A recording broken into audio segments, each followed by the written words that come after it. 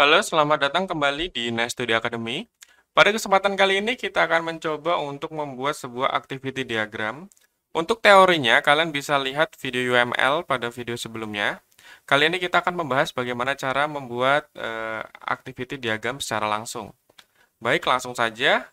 Untuk kali ini kita akan menggunakan aplikasi online yaitu draw.io.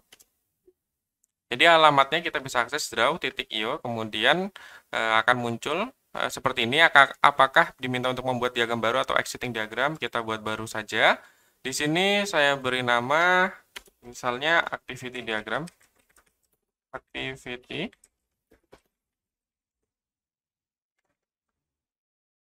Oke, sebagai blank halaman. Lalu ini kita letakkan di folder tempat penyimpanan kita, misalnya namanya activity diagram. Oke. Nah, kemudian setelah kita ada halaman seperti ini, selanjutnya kita akan coba buat activity diagram untuk studi case-nya. Misalnya kita akan buat untuk pendaftaran siswa.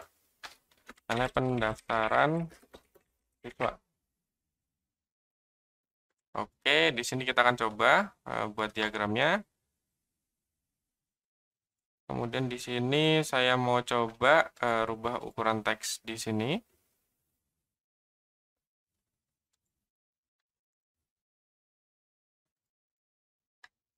Oke, ukurannya saya lebih besar supaya lebih terlihat. Oke, kira-kira seperti ini. Oke, tahap pertama kita buat sistem bunderinya atau biasa disebut dengan swimline kalau di activity diagram. Jadi untuk membuat swimline adalah dengan cara membuat persegi. Nah, di sini contoh kontainer. Nah, di sini kita beri nama user yang akan melaksanakan. Di sini saya buat pendaftar. Oke. Kemudian kalau misalnya menggunakan ini, oke. Kemudian ini saya copy, Ctrl C, kemudian paste. Saya letakkan di sebelahnya. Di sini saya akan buat yang kedua namanya sistem. Jadi aplikasi kita. Oke. Nah, jadi untuk alur pendaftaran siswa, pertama kita akan buat titik awal dulu, yaitu dengan membuat lingkaran. Ini sebagai titik awalnya atau startnya. Oke, setelah selesai, kemudian apa yang akan dilakukan pendaftar apabila ingin masuk ke dalam sistem kita? Nah, di sini saya akan coba membuat aktivitas di mana user akan melakukan membuka website pendaftaran, misalnya. Buka website pendaftaran. Oke, untuk ukurannya saya kembalikan, kecilkan kembali ke ukuran 12 pixel. Oke, ini jaraknya terlalu jauh. Ini saya buat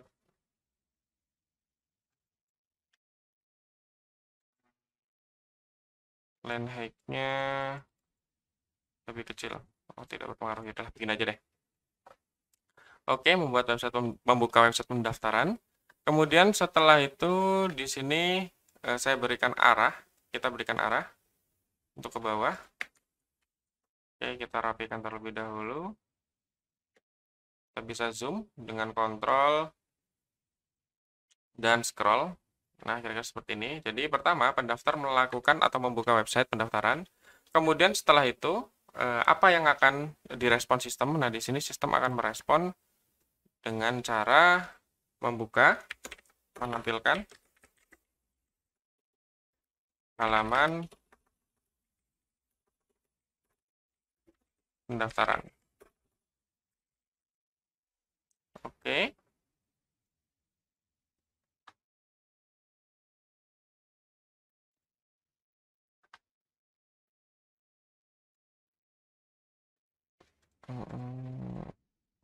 Oke. Nah, kira-kira seperti ini. Lalu kita arahkan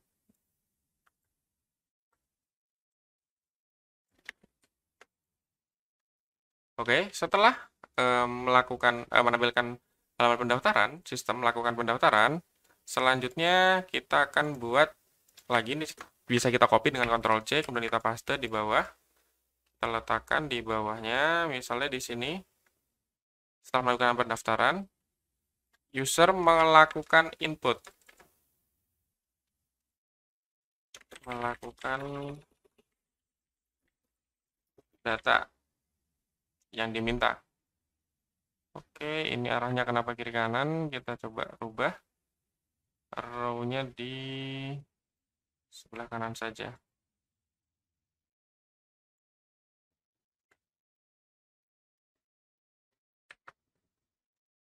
Oke.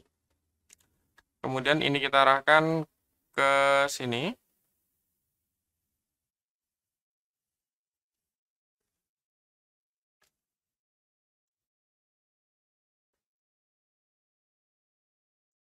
Nah, kira-kira kita rapikan seperti ini.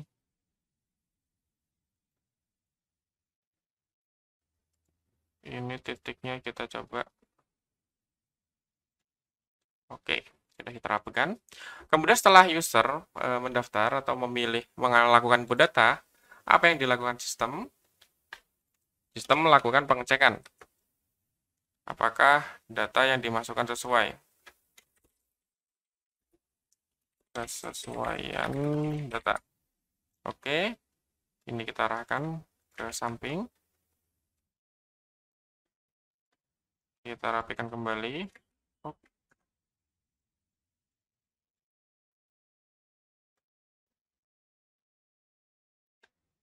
Lalu, setelah sistem melakukan pengecekan sesuai data, kita bisa berikan validasi di bawahnya.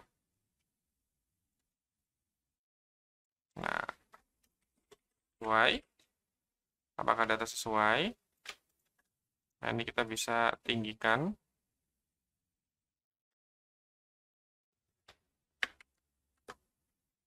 Ini kita bisa tinggikan untuk bundarinya apabila kurang pas. Oke, apabila kita cek apakah sesuai data yang diminta. Kembali kita arahkan ke sini. Lalu ini kita arahkan kembali ke sini.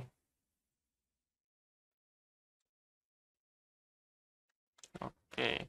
Nah, ini kan terlalu mepet. Jadi ini untuk swimlane-nya kita geser dikit. Untuk lebarnya, nah kira-kira seperti ini deh. Oke, apakah sesuai? Nah, ini untuk tidak.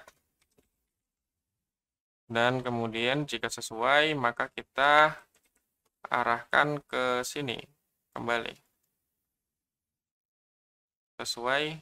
Oh, sebelum ke user, kita arahkan sistem untuk menampilkan pesan. Tampilkan sukses pendaftaran.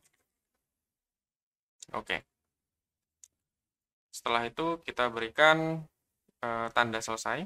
Jadi setelah pendaftaran sukses, selesai. Nah, ini supaya ukurannya sama dengan sebelumnya, kita copy saja dari yang atas. Kemudian ini kita letakkan di bawah sini. Oke. Lalu ini kita tarik ke bawah. Nah, kira-kira seperti ini gambarannya. Nah, ini contoh diagram activity untuk sistem pendaftaran siswa. Jadi di sini kita hanya buat untuk pendaftar dan sistem. Jadi pendaftar membuka website pendaftaran, kemudian sistem menampilkan halaman yang diminta, lalu pendaftar memasukkan input data, kemudian sistem mengecek kesesuaian data. Apabila sesuai, maka dia akan menampilkan sukses pendaftaran. Jika misalnya tidak, dia akan kembali ke halaman pendaftaran. Jadi seperti ini contoh simpelnya membuat activity diagram. Jadi kita tahu alur bagaimana cara pendaftar ini bisa melakukan pendaftaran dalam sistem yang sudah kita buat. Kemudian untuk menyimpannya seperti biasa Ctrl S, lalu kalau ingin membuat menjadi gambar, export S, pilih ekstensinya apa, misalnya JPG, kemudian export, pilih lokasinya di mana, Lalu apabila dia sudah selesai, disimpan, otomatis akan muncul gambar seperti ini. Oke ya, jadi seperti itu bagaimana cara untuk membuat activity diagram. Semoga bermanfaat. Sekian, terima kasih. Assalamualaikum warahmatullahi wabarakatuh.